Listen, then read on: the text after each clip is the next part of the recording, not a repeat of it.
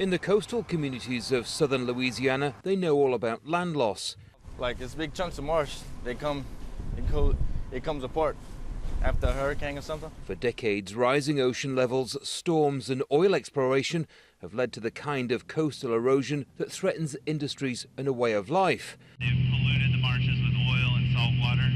But it's from the air when the sheer scale of land loss hits home. Scott EUSTIS has been surveying the region for years. When you look down and you see all the damage and the land loss and the saltwater intrusion, what do you see? I see a loss of culture, I see a economic burden that's been placed on our fisheries economy. I see the loss of home. The battle to restore at least some of this precious coast has already begun. This work is part of an aggressive 50-year plan that aims to build, sustain and protect Louisiana's coast. But it's a daunting task. Since 1930, Louisiana's lost a staggering amount of land, close to 5,000 square kilometers. And as the ocean levels continue to rise and the salt water continues to intrude, it's threatening the livelihoods of millions of people.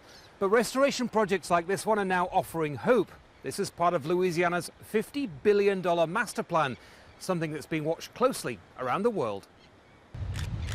For those involved in the project, there's a realization that failure is not an option.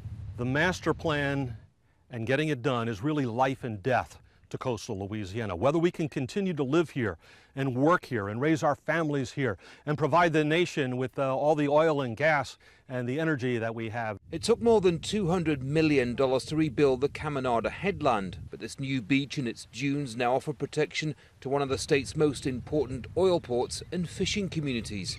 Initially, a lot of sand gets blown around and we need to stabilize it. Scientist DARIN says the work along this coast has huge implications for communities across the globe. We have such a low elevation coast that is basically now dealing already with the effects of sea level rise and climate change issues, that we are in some respects a laboratory for how the rest of the country and the rest of the world is going to deal with this problem. Louisiana now faces a decades-long struggle against further land loss. But this is more than a fight to save industries worth billions.